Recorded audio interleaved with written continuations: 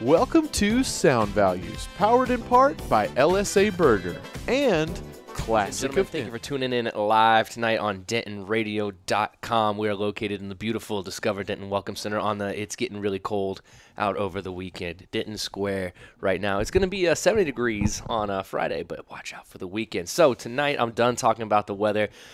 They kept him out of the studio last week. They had to make sure that the boy was doing all right, but he is here this week. We have the man character in the studio. Nice to be It's here. good to see you, man. Healthy and well, man. Healthy and well. That's good to hear.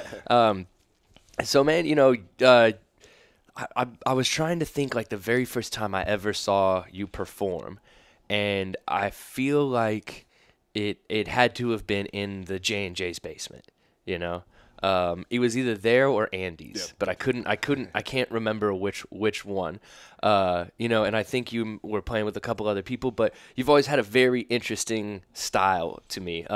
In sometimes it reminds me of like a Sage Francis kind of way, and just the way you express stuff. So I kind of want to get to know not only yourself as character, but also kind of like what made character, what created that, and like what is it, like what kind of music you grew up with and that kind of stuff. So we're kind of take a track back in the timeline right now. Okay. And if you had to kind of think back to your like first musical memory, that thing that kind of shaped maybe, you know, seeing, you know, what would it have been that you really, the first time music hit you in a certain way? Man, it was new metal. Okay.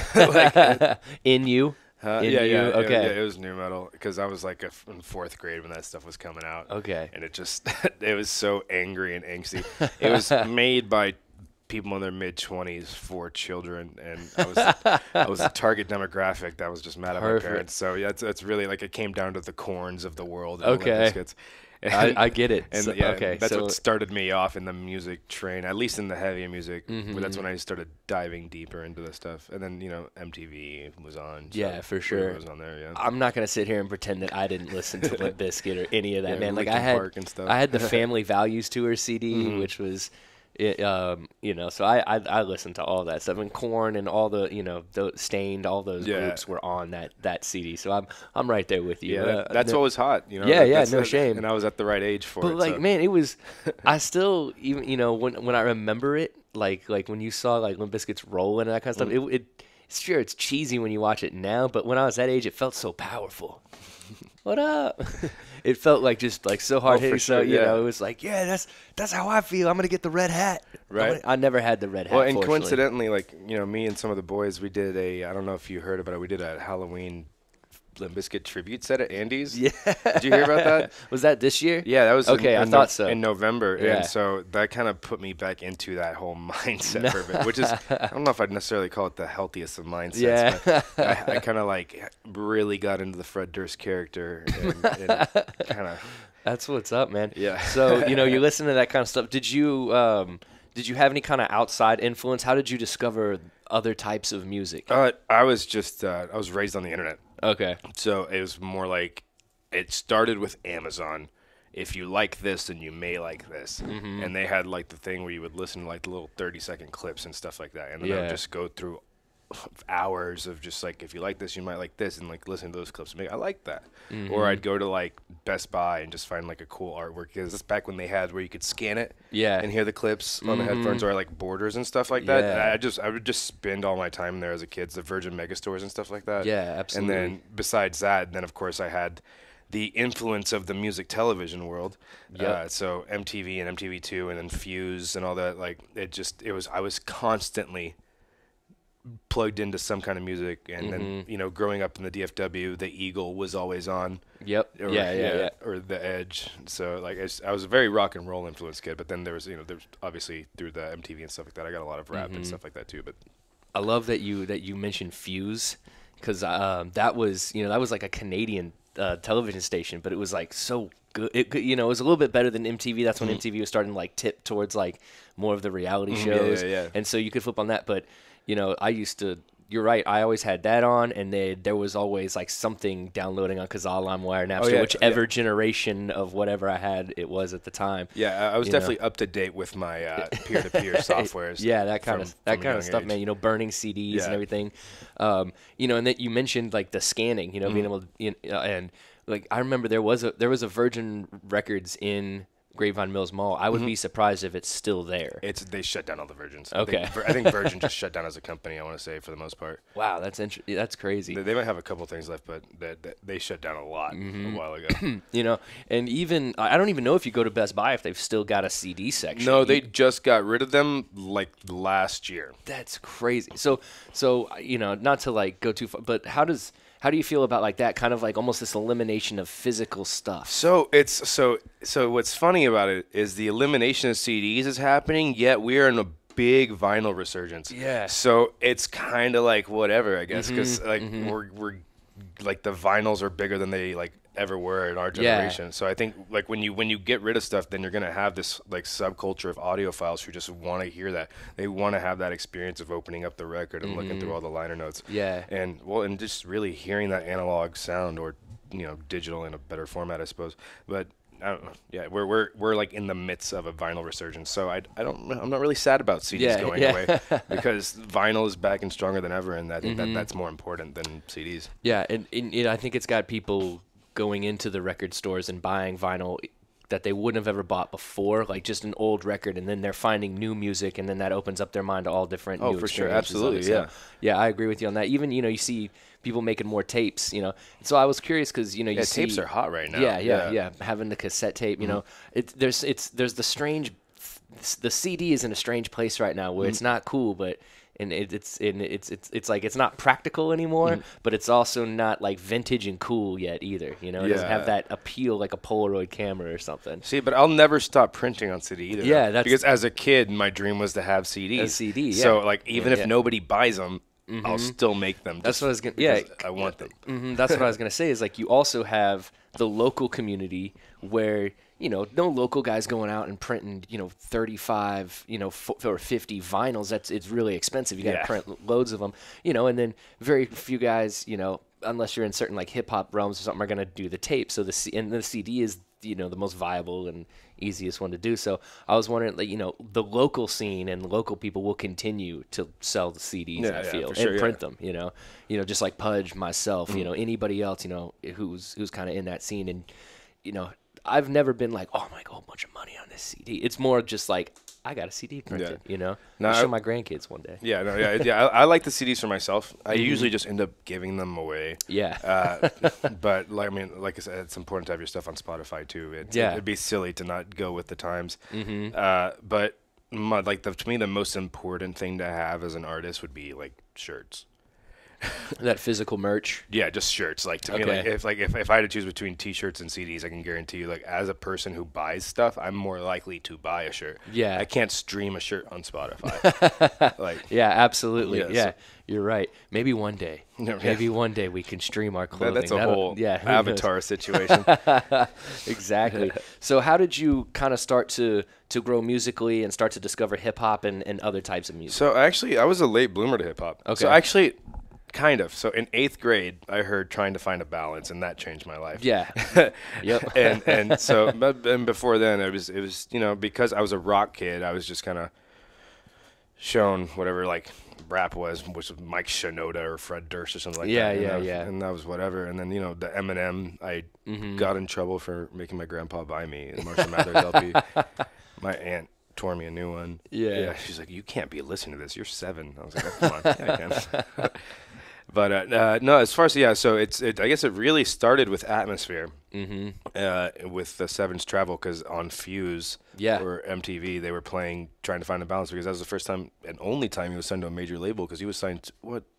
It was a punk label. Yeah, it was like oh my gosh. I feel like it was Telepath or something. I know it wasn't that, but Metataph or something like that. Oh, Epitaph. Epitaph. Yeah, which is a punk label, and which made sense because those two albums, Seven's Travel and You Can't Imagine How Much Fun We're Having, got a lot of commercial success, and it took him he only needed to be on that label for those 2 albums. Yep. Because it just kind of pushed him out of the underground, and it sustained him to get that popularity. Yeah. And he hasn't had a problem since. He ended up like he's headline Rock the Bells. Yeah, and a little bit more approachable compared to God Loves Ugly and Headshots and all that stuff. For sure, It's more approachable to the layman of hip hop. Right, or even the punk kids and stuff like that, because especially Seven's Travel has that like kind of like rock and roll like background sound to it. Yeah, definitely. So Trying to Find a Balance, that really got me into hip hop, and people can say whatever they want, but that's what it was. Atmosphere got me into hip hop. Me too. And then, honestly, yeah, 100%. But when I became a rapper, okay, that's a whole different thing. Because like I said, I was a late bloomer to like the heavy stuff like that. When I opened that door, there was no shutting it. The real hip hop door, like. So, I was already getting into Atmosphere, and, I started venturing into, like, POS and Aesop and all that. And then somewhere around the age of, like, 17, I discovered Tribe. Yeah. And I discovered Wu-Tang, and I discovered all that stuff. And so once I opened that door, I was, like, it was like a drug. Like, there was a couple years there where it was, like, I need to listen to all hip hop and like everything from like 1991 to like 97. I need to hear all of it. Yep. Like I need to hear Gangstar. I need to hear like Jurassic 5. I need to hear all of it. I need to. So this is all so cool. It made me confident in a way. Listening to hip hop, like as opposed to like the rock side of things, where rock was such a like a self-deprecating, like self-conscious music, like woe is me, and then I'm hearing this like just like bravado, is that the word? Yeah, in a way. And like hip hop, where it's just like, and then like so like, and going into my adult life, starting to listen to all that hip hop, I was like, man, like I feel good. This is like an antidepressant. Like I feel really dope. And then you start listening to some of those like clever like one-liners and stuff like that, and then you're like, I could. Then it starts with you like freestyling with friends. Yeah. And then you start making your mixtape. Yep. You put it on Bandcamp. You buy a little snowball microphone. Yep. And then before you know it, you find your own sound. My first mixtape sounds nothing like what I sound like now. I was so busy trying to be like Jizza, like I was so busy trying to come up with the cool, clever one-liners. Then eventually, through that process, though, I ended up finding like, man, because like I said, I'm a rock kid. Yeah. Before so I'm kind of going on tangents here, but no, go ahead. The reason Character exists is because my metal band broke up. Okay. And I got tired of waiting to start another band, and it was the only thing I could do by myself. Yeah. Because I don't play any instruments. So I could just like download the instrumental to Electric Relaxation, and write words to it and record it and put it out, and nobody would question it because that's what mixtapes are and stuff like that. Yep. And then I realized I didn't suck at it. Well, I sucked at it at first, but you were getting better at it. Yeah, I was getting. You did it, you were getting better. And then once I like kind of like, there was that initial like, oh man, no, I gotta make sure it's hip hop. I can't be weird. I can't do this, which I obviously nowadays I completely neglect. But so I slowly started getting into those like the hooks that kind of define me now, like those like little singy hooks where it sounds like System of a Down or something like that. And now so I slowly started, instead of going like, yeah, this is my hook. This is my hook. And then so I slowly just started getting a little bit more experimental, like the way I would with my bands. And then I was like, oh, this is my thing. Like I'm not supposed to be making just regular hip hop. I'm supposed to be making hip hop for the kids who don't really like hip hop. Like but still pure enough for the ones that do like it to appreciate it too. So it was always about finding that balance. And now I've kind of made it to a point where I just started going to MediaTek yesterday. Okay. So I had to describe myself today. Yeah. And the way I described what I'm trying to do right now is anti-cool. Okay. Yeah. So like my whole thing is like, and I'm on such a cynical kick right now too. Like I hate the world right now. It's beautiful.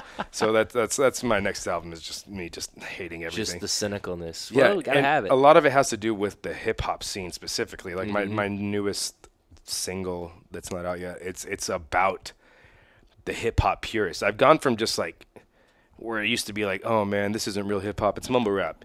Now I'm just mad at the people that complain about hip hop purity too. Yeah. Like the ones that are just like, it's not real hip hop unless it's 90s hip hop, unless it's 90s, like 90 beats per minute, and they're just rapping about sports and stuff. And I'm just like, so now I'm just like, man, the Four Elements, that's all stupid. Like this is, things need to evolve. And yes, I hate mumble rap. I hate SoundCloud rap. I hate it with a passion. But I also hate the people on the other side of that are saying, like, oh, this isn't hip hop or whatever. Yeah, like, it's more of just like, hey, just just stop complaining and Yeah. like either make something. Yeah. Like if you're not hearing what you want to hear, go make it. Yeah, if yeah. you're not, if you know, it's the same in anything. Hey man, if nobody's cooking what you want to eat, go cook it yourself. Yeah, exactly. You know? Yeah. And I think the problem is too, like a lot of these guys, they want to eat the same food they've had for years. And if they're given anything different, then Just throw that. Yeah, away. yeah. I like that food analogy. in yeah, there. it's like good just stuff.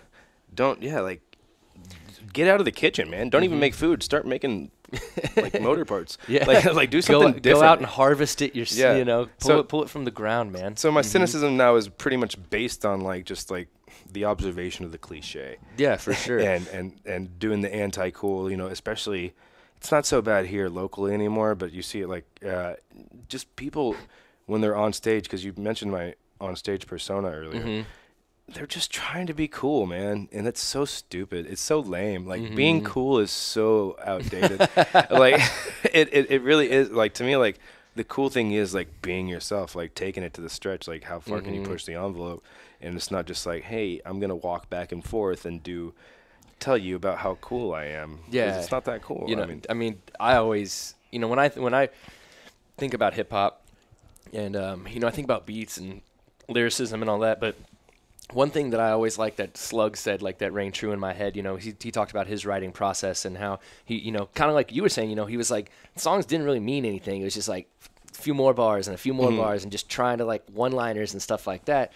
You know, and he's like, and as I got older, it was like, hey, if I'm going to take up 3.5 minutes of your time, I want to communicate something with you. Yeah, absolutely. You know, so that's what I've always kind of looked for in my hip hop music is some kind of communication to me. You know, and I'm not a mumble rap fan at all, and sometimes I think that you know, but I'm also not going to waste my time complaining about it. For sure, yeah. I'm just going to go make my stuff and work with the people that I want to work with, and that kind of that works for me, you know. So, and then like you were saying, you know, is the whole cool thing is, you know, I think it, you know, you have the Instagram lifestyle that, you know, the $30,000 millionaire, you know, taking pictures of, like, I think a great example of this is firsthand. I got a message obviously from a bot the other day, 0 followers, 15 posts, and it was a message, you know, but these are being sent to people as a way to entice. And the message said, like, I'm a filmmaker in this area, you know, the DFW. I'm going to have a Bentley on this date. You can put it in a video for $250 for an hour. That's Do so you? silly. And so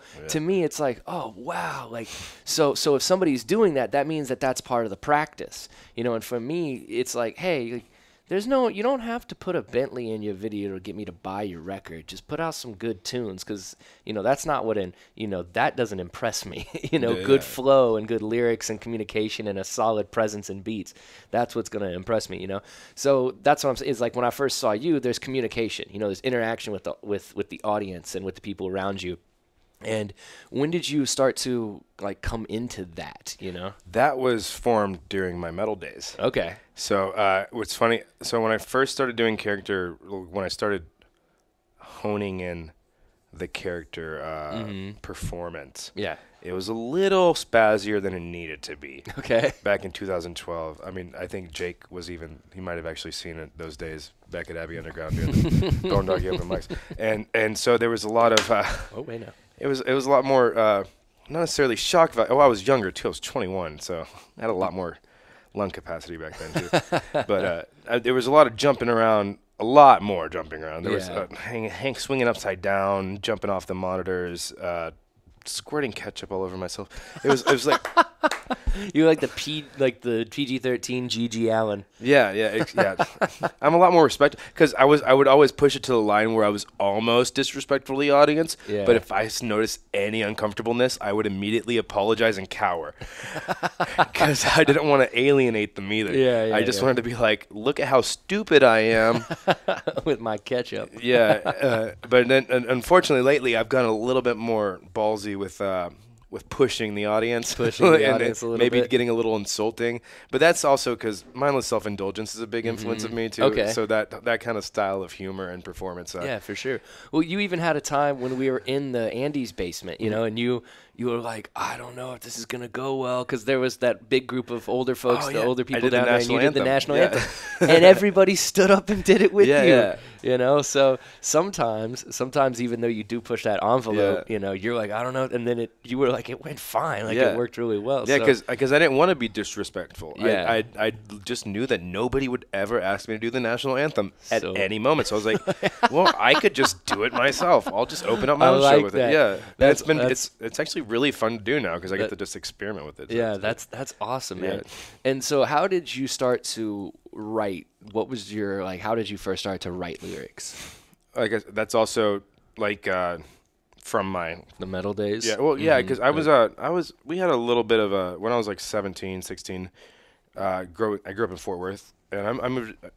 The character thing started when I moved to Denton. Okay. But when I was living in Fort Worth, I was in a metal band, and we had decent, short-lived success. You know, as long as and we were playing Ridgely Theater and stuff like that back in 2008 and stuff like that, and I was writing lyrics, and I think from the beginning of writing lyrics before bands or anything, just when I was just writing lyrics as a middle schooler, there was always roots in existentialism, whether it was written by a 12-year-old or 21-year-old. That's the general theme was the existential aspect of it, and beyond that, just more self-aware about personality traits and stuff like that. It was always just kind of questioning myself, whether it was my purpose or why do I do the things I do? You know what I mean? Stuff like that. So lyrics, I guess it kind of just started as a form of therapy. And then as I get older, sometimes I go through really intense dry spells of writer's block. And one of my songs, Precision, on the last Character album, the whole song is, it's not really an original premise, but writing about writer's block. Yeah. It's been done. I'm not the first person to ever do it, but that helped me write one of, an audience favorite. And, but even, it's just my lyrics have always just kind of been, rooted in self-awareness. Most of the time, self-deprecating awareness, very rarely positivity. But, lyrics started as, when I was just a kid. I just didn't, actually, hold on. I did slam poetry before I ever started rapping. Oh, yeah? Nice. or doing metal. Very cool. When did you first do that? So right when I think I was a junior in high school. Okay. We had a teacher in our high school who was friends with the Fort Worth Slam team. Okay. Who would perform at the Embargo in downtown Fort Worth.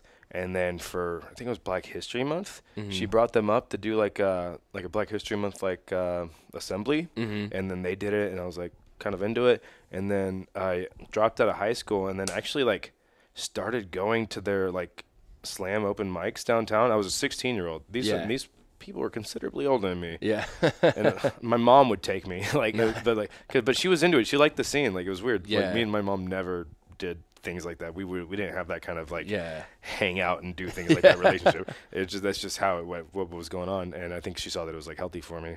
And I started writing. I think that's what really got me into it, was going to those open mics. And I was the baby, and they took me under their wing. And so I would write, and even then, looking in that moment back then, I could still tell that cliche cynicism was still in me. I could hear the people, the trigger points that people thought had to make a slam poem. You know what I mean? But then it's when you hear that uniqueness, and the guy who ran it, I think he liked me because I was unique.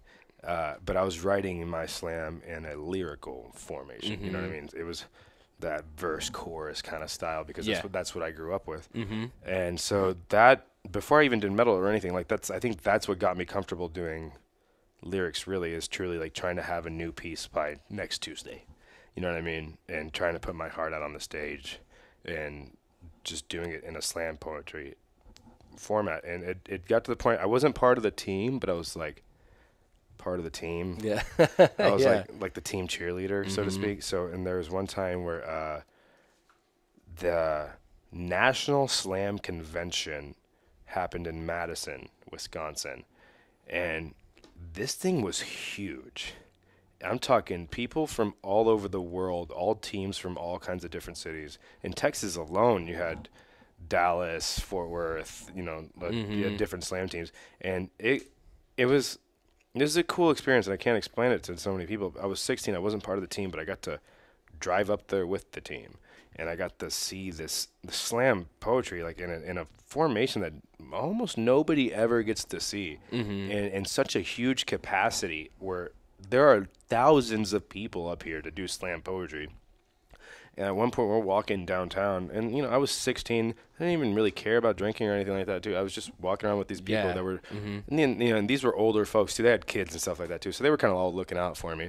But I just remember walking after one of the competitions, walking through the streets of Madison, and because there's, the whole town is overran by slam poets. Yeah, poets everywhere. Imagine a cipher, but that took up the whole street, and it's slam. Yeah. So I got to experience this super cool 2 a.m. slam cipher. Yeah.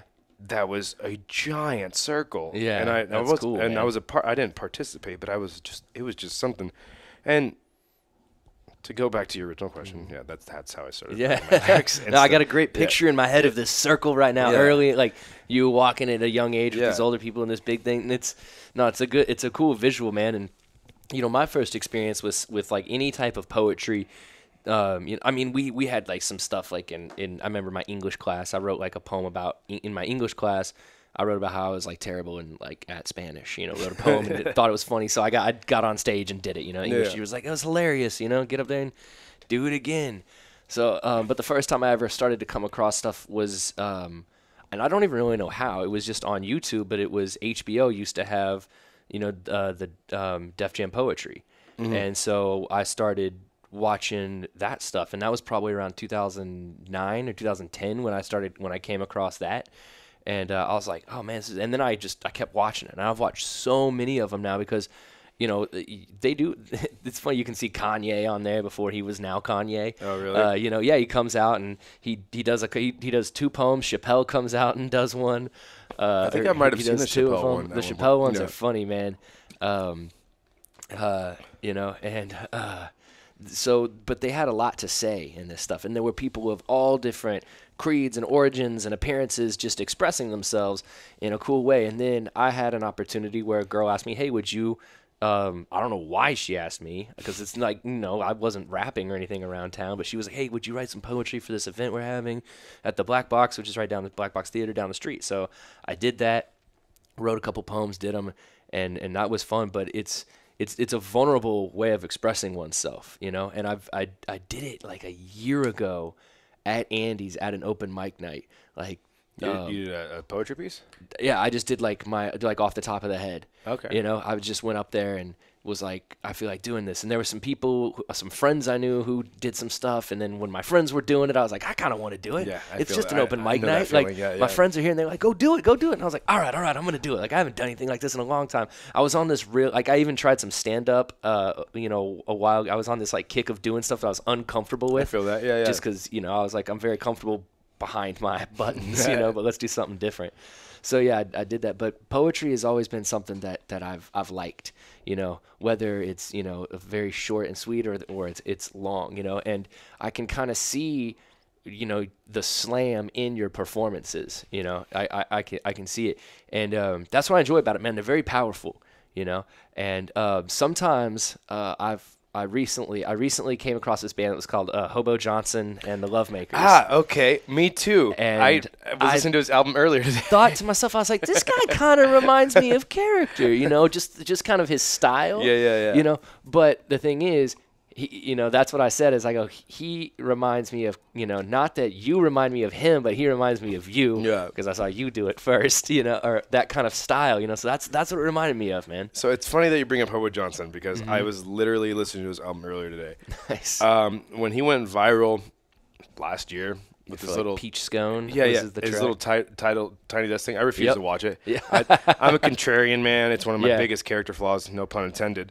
But it's just like, if everyone's telling me to watch something, I'm like, nah, get out of here. Yeah, I'm not gonna watch Bird Box for like 2 years. Like, I'm just not gonna happen. I didn't listen to Pink Floyd till like 2008 because I didn't like the kids who wore the shirts at the school. I was like, no. I feel that. Yeah, I've done that with a lot of bands. Yeah, but Sanford admits to that too. But so Hobo Johnson, just whatever. But then one day, like, I watched the video for Father just on a whim, and then I've recently been listening to his album. Man, it's refreshing. Mm-hmm. It's the whole time I'm thinking I would be a good opener for him. Yeah, Like, yeah. No, 100%. But it's refreshing. I could see why it would be considered annoying. And sometimes it's a lot to handle in a long sitting. Yeah. But it's just the voice, but like the music itself, like we were talking earlier about the cliches and being cool and stuff like that. He doesn't care about any of that stuff. Yeah. And he's kind of he's like the everyday like boy next door. Like Yep. he's been friends with people he's fell in love with and they never Yeah. wanted to, like that. Just like he's the Rivers Cuomo of rap. If in the blue album era, if that Yeah. makes any sense. No, I got you. So and it's. I've been digging him a lot lately, and I don't know if it's cool to like him or not. Like I don't know if it's like, I don't know, because he's one of those people where like I would like to get in a room of 10 people and say, raise your hand if you know who Hobo Johnson is, you know. And I guess if 5 do, then it's cool, because that's 50% of them. Well, he's been playing trees and stuff recently too. Yeah, but like you said, it is a refreshing style. It's a refreshing sound. You know, it's like taking a bunch of different, you know, forms of expression and putting them all together, and it shouldn't work, but I feel like it really does. So I did the way I discovered him was that Tiny Desk. That was the first thing I ever saw. I was watching some of the Tiny Desks, and you know, just like them showing how they set up their mics and stuff. Just, you know, because I was interested, and then I was like, Hobo Johnson, what is this? All right, let's check this out. You know, full button up all the way here, you know, shaggy hair. And so then I ended up sitting there and just watching, you know, the whole like 16-minute video, and that's when I was like, okay, now I'm interested. I want to know like more about this, you know, this guy. And I watched him talking, just kind of answering some questions, and he was like, yeah, you know, I don't know why people really liked the track Peach Scone. It just like popped off, and people really enjoyed it. So that was what he was saying. But yeah, it's funny. I was like, yeah, character would be the perfect opener for this, man. Yeah. So I'm gonna see what I can do. Find out when. Well, dude, the reason and you know, like you told me, and this is something. This is a great example of connections. You know, and how you know, just knowing people can get you a show. Because you told me, you go, hey man, Blockhead's coming to town. You should look into that. So I did, and I got to open for him. That's awesome. You know, and if you hadn't told me that, then I never would have done it. You know, I wouldn't have even known. You know, I hadn't. And after you told me that, that's when I went home that night and I went to every venue's website and I looked and said, who can I open for? You know, who can I? Because all it takes is that email. You know, and surprisingly enough, you'll get an answer back more than your. This is these people's job. Yeah. You know, and if you send them your social media links and you've got a decent following across like the 3 platforms, either Spotify, SoundCloud, Facebook, Instagram, you know, Snap, or Twitter, you have those things. You're more likely to get a show than not. You know, and so I always encourage people, send those emails, and when your buddies tell you to do something, do it. You know, just like that's most of this, especially with venues like Deep Ellum Art Company and stuff like. Yeah. Obviously, American Airlines Center is not going to have. No. But like, I can't call those guys up. Yeah, no, because a lot of time, and the thing is, we know so many people too. And I tried to get on that Four Fish show at Deep Ellum, and I messaged like all the people. I even asked Matt to help me out too, but I guess like. When I messaged the venue, like, we don't run it, it's Spoon. Matt was like, I know Spoon, I'll message them, and then we just never got back. But I was almost there. Yeah. And that's still further. Like, it made me think, I was like, man, if I can almost get there for this, then, you know, there's so many other things I can. I got hit up by a guy named Joey Pecoraro, and he's like plays piano and is a cool down, like, chill jazz kind of hip-hop producer. And he was playing with Medicine, who's from Dallas and is kind of more on the EDM side, but you know, I listened to his recent record, and that's a whole different discussion. But he messaged me and was like, hey, could you come play in San Francisco? And man, like, I really, really wanted to, but they, you know, like, for them to pay me to come out there, if I had lived in San Fran, I would have been there in a second, you know, because the pay was nice, but it wasn't enough to cover anything. You know, it wasn't. They weren't covering travel. Yeah, no travel or anything like that. Yeah. You know, being kind of a, you know, it was his first tour that he had ever done, and he was kind of stemming off the Medicine tour. You know, he's like, you know, I'm already in San Fran, so I'm gonna have my own show after he goes up the coast, and I'm not playing that next one, but I'm the one after that. So but kind of like you're saying, it's cool to just get that message. Oh, for like sure, somebody yeah. has like put, my my Instagram post of me working on beats. That's how he knew, he's like, I like this. So just like you're saying, just putting out that, messaging people and trying, and even if you get a no, they answered you back. Yeah, That's what's good is that, and then you try again next time. Well, and a no today might be a yes later. Exactly. They'll be like, oh, hey, this guy messaged me. I still got his link. Maybe I can. This guy might fit the bill. I've never gotten just no. It's always like, hey, we don't have anything available right now, but we can keep you in mind, and especially if you're good. And no, like I'm not kidding. I have gotten messages that same way where I've messaged a guy named DJ Mikey Raj. This was almost 2.5 years ago, and he was like, I don't have anything available right now, but I might have some stuff coming up. Got month down the line, 2 shows he booked me for. Messaged a guy down in Austin. He's like, I don't have anything right now, but we might. Month later, he hits me up, hey, come play the silent disco that we're doing. Nice. I was like, all right, cool. So yeah, just because somebody tells you no, it doesn't mean never. 99% of the time you're going to get. I don't know if I've ever just gotten a straight no. Actually, I did today when I called this mechanic. That's different though. I said, do you guys have, I said, hey, do you guys do appointments? He goes, yes. I go, can I make an appointment for Thursday? He goes, no. And then it was just silent. And I was like, okay. Well, when can I? And I was like, when can I make an appointment? And he kind of chuckled. I think he was like, oh yeah, I guess I was, I kind of got it. I was like, if you don't want my business, all you got to do is hang up. I've been. I mean, sometimes you're just in like. You've been in the food industry. Yeah, you just be like, sorry about that. Does the cheese pizza come with cheese? What? No. Yeah. No. We just like to play jokes. Yeah. We're real funny guys here. So, when did you move to Denton? 2011. Okay. What brought you up here? Nothing really. Yeah? So I didn't go. Literally my first day of school was yesterday at MediaTek. So school and didn't have nothing to do with me together. So it's not Scholastic. I'm not up here for any Scholastic reason. And I was living in Fort Worth. I was in between apartments. I'd had an apartment for a couple of years, and I was like trying to figure out where my next apartment was gonna be. So I was like kind of crashing with my parents for like a few months. Mm-hmm. And then somebody was like, "Hey man, I'm gonna get an apartment in Denton. You want to get one?" I was like, yeah, sure. Yeah, I don't have nothing else going on right now. So. You're just 25 minutes up, because I grew up in Saginaw, so it's okay. 25 minutes up the road. I was like, yeah, man, whatever. Like, I got I got nothing else going on. Like, so I just moved to Denton, and I was 20 when I moved up here, so I didn't really get to experience Denton necessarily. Mm-hmm. I still tried to. I think Haley's 90s nights were very predominant for me. Yeah. God, because those were murderous sometimes. And they were 18 up at the beginning. Mm-hmm. And it's funny because when we started going, nobody else went.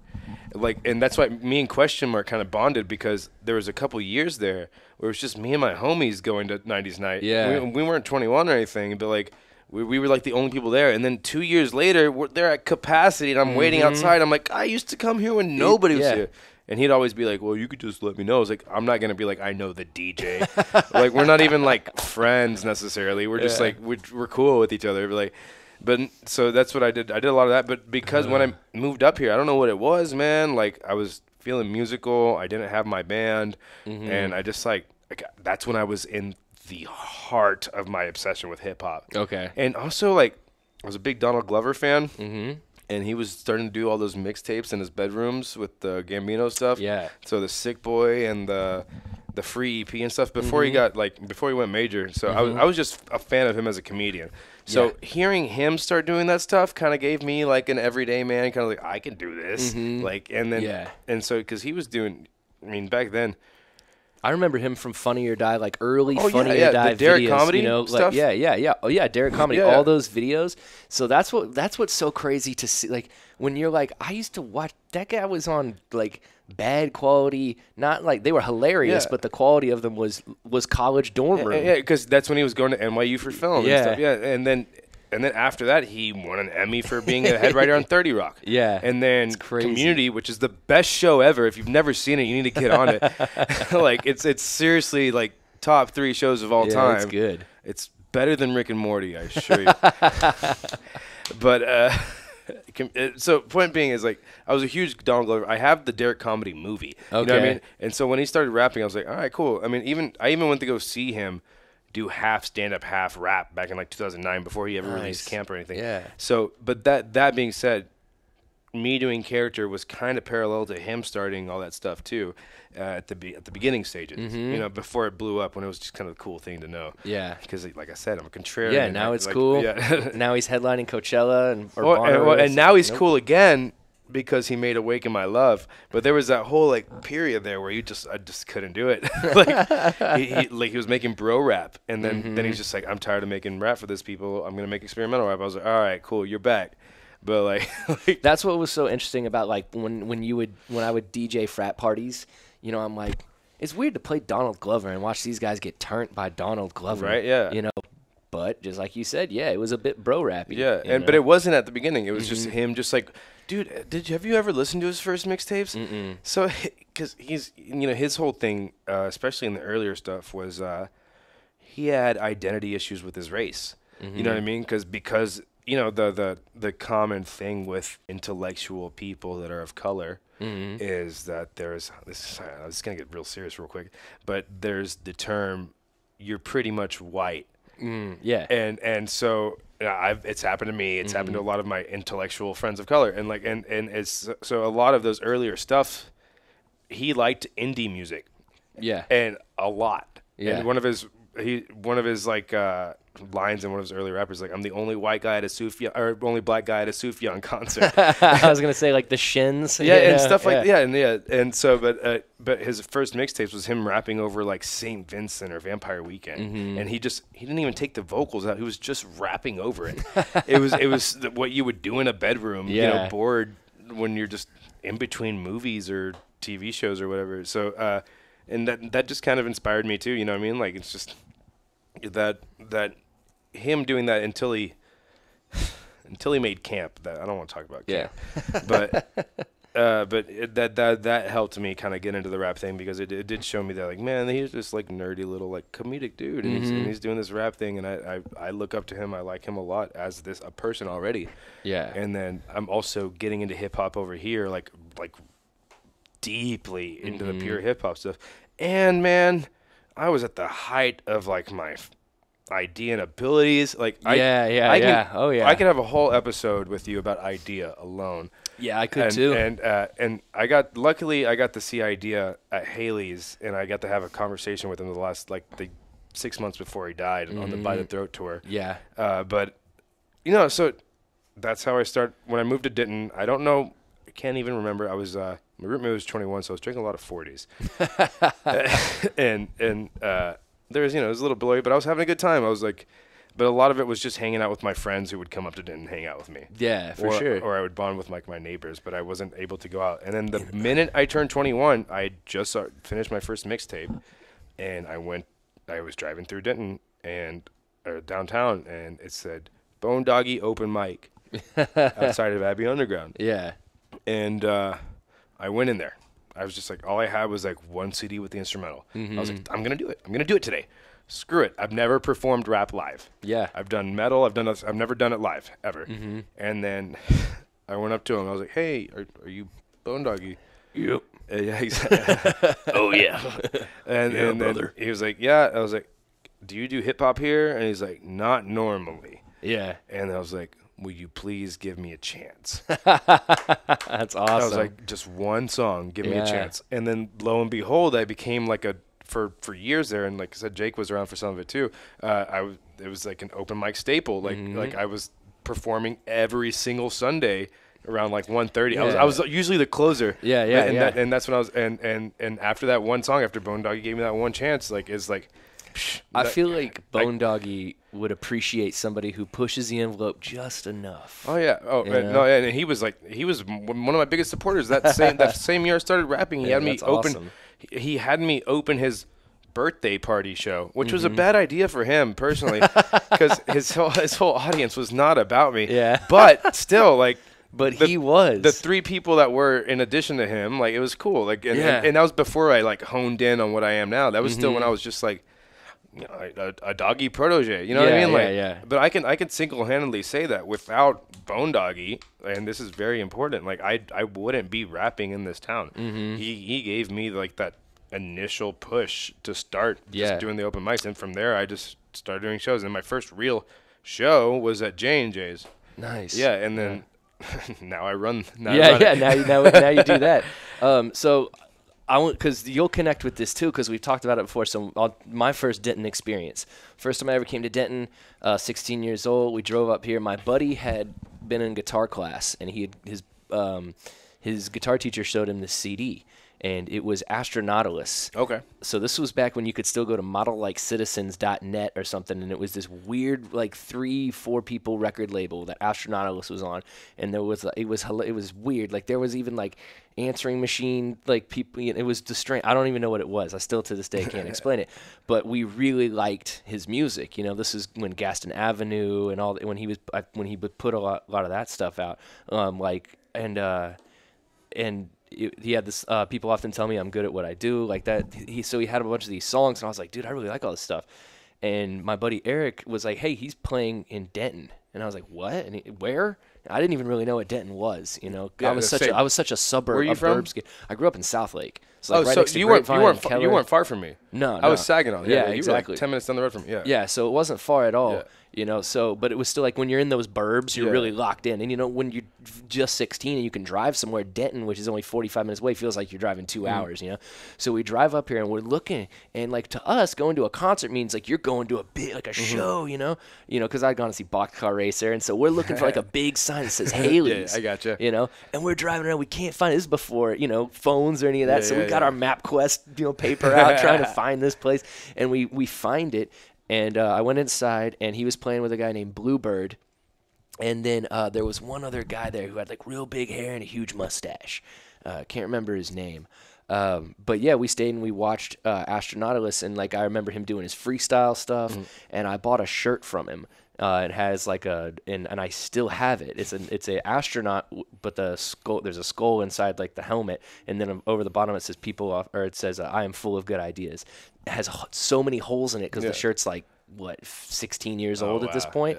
Yeah. And my girlfriend found it recently and was like, do you wear this? and I was just like, sometimes there's like holes like right here, and I was like, no, but it's just, I remember, you can't throw it away. And that was the first show I got grounded because he didn't go on till midnight. And once again, we don't, as young kids, we didn't know the bar scene. Oh, this guy. I'm not even sure how old Astronautilus is, but I think he went to school. He was going to school. He was living up here. So he was living up here and all that. And so he didn't go until late. And I remember my buddy's like, I'm going to be grounded. I was like, well, we're all going to be grounded then. So we're not going to hang out in the first place. Might as well just watch see you the next show. Weekend. Yeah. So we're going to watch the show. So yeah, that was my first Denton experience of coming up here. And then I think we actually ate over at J&J's too, because we were like, we just gotta go find a place to eat. So when your first show as character was down in the basement, would you say? Non-open mic show. Okay, but I would treat those open mics like they were like I was pulling people. I would promote them like they were like my big shows. Yeah. Yep.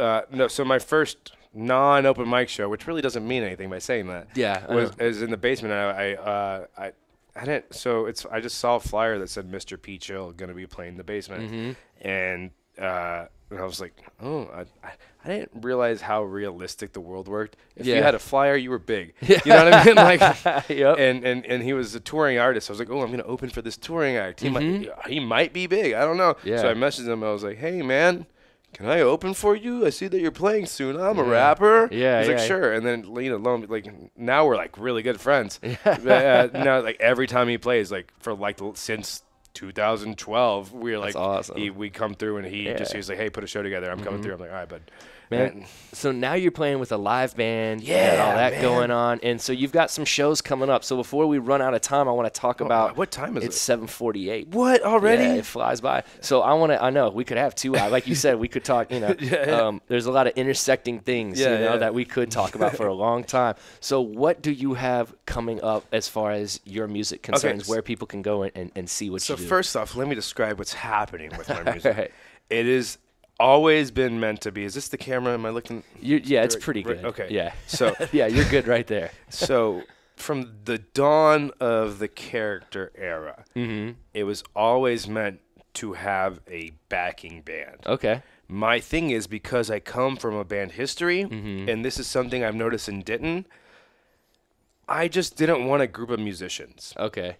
I didn't want just like, hey, you play an instrument, come play with me. Yeah. I didn't want that. That happens a lot up here, and you can tell, like, the chemistry is not in the bands. They're talented musicians, great musicians, but I started music in an era where it was a brotherhood. Yeah, it's a passion, not really a job. Well, and then like it was your family. Yeah, like you're not just a group of musicians. You're like you fight, you eat, you bond. Like it's like you're family. You're going through the stuff together. You're being vulnerable together. And because of that mindset, which a lot of bands do it, but like I've noticed it's very popular for people just to get musicians because we're a music town. Yeah, And exactly. So it was always the intention to get a band together. And I just couldn't find the right musician. It's not that the people that like would offer themselves to me were untalented or that they weren't my friends. It's just that I needed a feeling. Yeah. And I found that in Matthew Farmer from Okay. Levi Cobb and the Big Smoke, who was Nice. also a coworker of mine, who is also running for City Council District 3, and you should vote for him. But so he is my main music writer or transcriber, so to speak. I am in charge of the idea of character, and the band's called Character and the Method Actors. But he's been taking my good songs name. that already exist, and I've already had that name in my bank. Like the Method Actors was always a thing that I had like had in my pocket, just ready for it. You know what I mean? And just because it's character and the method actors, it's great. Yeah. I know It's great. No, I like it. And I've Yeah. also had an obsession with method acting going back to, but we're not gonna, Marlon Brando and Daniel Day-Lewis, but that's a whole different thing. So I got the band and not meeting, but like Matt Farmer working with me and being able to transcribe the songs in 2 seconds. And then, it's phenomenal. It's better than I could have ever hoped for. And so Character and the Method Actors, we've only had one show and we got 2 more coming up. And it's all the songs that you've heard me do before, but they're made in almost a progressive rock jammy format now, which has always been my passion. If you heard me talk earlier about rock music. Yeah. And so my first show is February 9th at Andy's Bar. And that's kind of a variety show. Richie Flo is going to be on that show, who is, if you don't know, I am on the Gitmo music label. And I'm very proud to be on the Gitmo music label. And Richie Flo is a label mate of mine who is, you know who Richie Flo is. Yeah. And then we're going to have other rappers on that show. And then Band Nerds are playing that show, which going back full circle to the new metal conversation from 48 minutes ago. Yep. They're a great example of that, and it's going to be a real cool honor to like do like a second debut of my show with those bands and those acts, and that's February 9th at Andy's. There is a cover charge, but I don't know what it is. But I'm also going to unveil some new T-shirts hopefully by then too. So if you like T-shirts, which you can't stream, You can't stream T-shirts. you can come and buy some. My show after that is going to be February 23rd in Deep Ellum at the Armory. And that's going to be with Knock the Psycho, who is Joe James is actually his drummer. Nice. And we share a lot of the same band members. Very cool. And he played with me at Dan's, it was his CD release show. And he's really cool. He's probably doesn't want me to say, but he's very Cuddy-esque. Okay. So and that's, I think that's cool. And then we're gonna have Ditton's Fun Button. Yeah. Everyone loves some Fun Button. Yeah. And then Zach we're gonna and the have boys. Children of Indigo from Dallas, and they're just the fun. And then Character and the Method Actors, we're gonna play there, and that's thanks to Matt Battaglia. Sounds like a fun time, dude. It's gonna be. Yeah, I called it the set. best ever Yeah, Deep the Ellum best show show or in something. Deep Ellum ever. and that'll be free, 21 up. Nice. And I'll also have shirts there, hopefully, that you can't stream. So That's awesome, dude. those are my shows. I also plan on doing a greatest. So my debut album was called Greatest Hits, which you can buy physically or you can listen to on Spotify or Bandcamp or any other streaming services. But I'm gonna redo the album with the band. Nice. And it's gonna be like a Greatest Hits Redux. I don't know what I'm gonna call it necessarily, but it's gonna be a cool little way for you to buy the same songs twice. That's what's up, man. That's what's up. And don't forget to also vote for Character as best rapper in the Damn Awards. And don't forget to vote for Kind Beats as best producer. And what's the category? Best producer, And best producer for the Denton Arts and Music. 3 years in a row. Yeah, so. I've been nominated 3 years in a row. So, so here's we'll the thing. see who takes the cake. Let's make sure AV doesn't win this year. We already, I love you, AV. We know he's a great rapper, you know? Come on. So let's give it to the weirdo. Let's give it to the weirdo. I think there's some Damn Awards people grilling me down outside there right now. You know, what's up? What's up? So, man, appreciate you. Thank you so much Absolutely. for coming out, dude. It's been a great conversation. Yeah. Ladies and gentlemen, Character. Make sure you check him out February 2nd at Andy's. February 9th. Sorry, February 9th over at Andy's. February 9th over at also, Andy's. I'll be doing a little thing with Ben Buck at Backyard earlier that day. Woo! Ben Buck from Austin. Yeah. All right. Y'all stick around. We've got the Damn Awards on next with Ellie Bell and the Denton Vibe. We'll see y'all next time. Buy my stuff. Right here on DentonRadio.com. Peace. Well, thank you for tuning in. We hope you enjoyed the show. Be sure to check out DentonRadio.com for new Denton artists and where they're playing next. While you're surfing the internet, make sure you check out our friends Classic of Denton at ClassicofDenton.com.